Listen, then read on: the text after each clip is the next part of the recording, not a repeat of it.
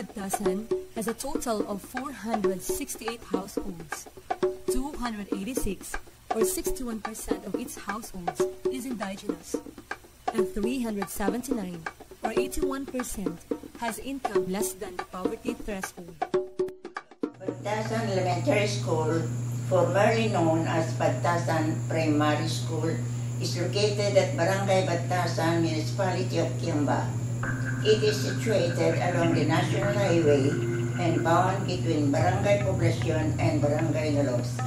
It has a total land area of 7,225 square meters, which was legally donated last August 27, 1964 by Esperanza Bioda de Tabuting.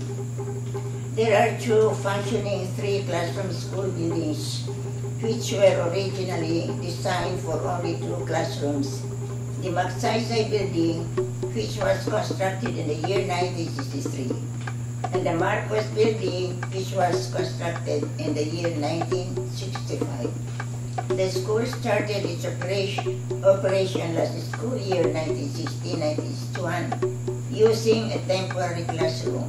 It became a complete primary school in the school year 1963 to 1964. Last school year, it opened its grade 5 class.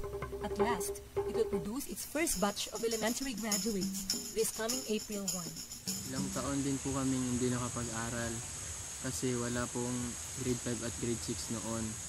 At saka malayo po ang central school dito sa amin at saka kulang rin po kami sa budget. Ako po si Noriel Gomez. I'm 21 years old. Tibuli po ako. Ako po si Norbert, 22 years old. Sabali po ako. Ako si Jerwin, 20 years old. Tibuli po ako. Ako po si Recref Mapanga, 16 years old. Tibuli ako. Ako si Jeffrey Hidalgo, 19 years old. Ilocano ako. Ako pala si Edmond Eroso, 17 years old. Ilocano ako. This school year, the school has a total population of 287 pupils. 224, or 78% of them, is Tiboli. At present, there are 6 graders' classrooms in use, but these don't have any toilet and are substandard in size, since the 2 existing buildings are built for a primary school. There is only 1 unit of gendered comfort rooms for the whole school.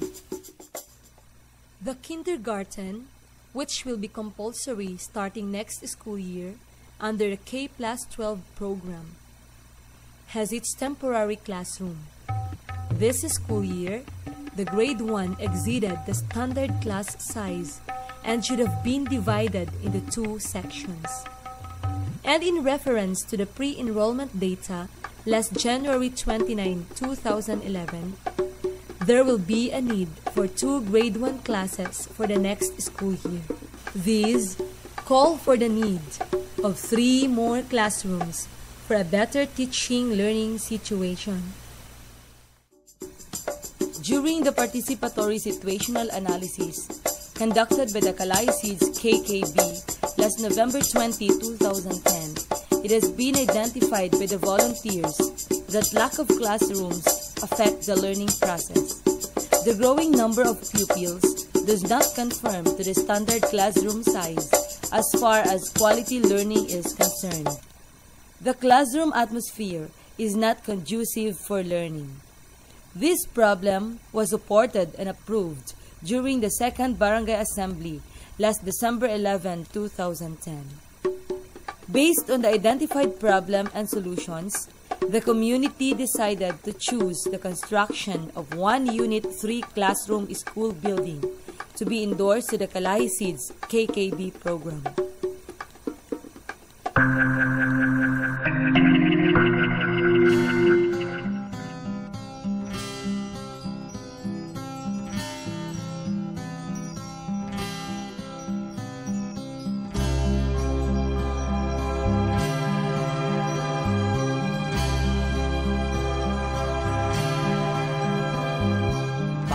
kailan lang ang mga pangarap ko'y kay hirap abutin.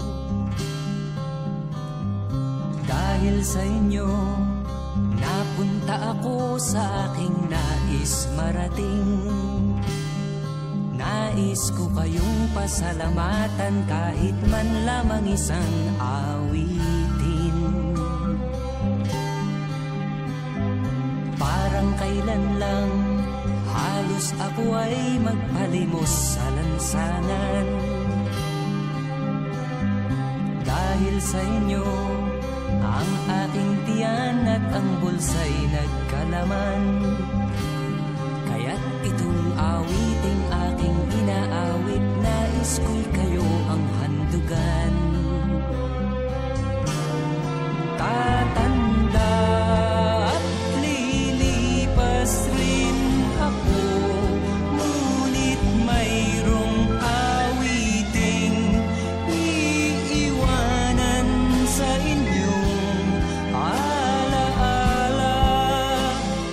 Dahil minsan tayo'y nagkasama.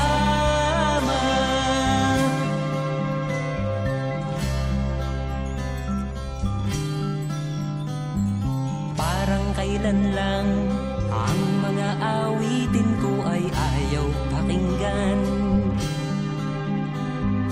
Dahil sa inyo, narinig ang isip ko at naintindihan. Dahil dito'y ibig ko kayong ituring na matalik kong kaibigan.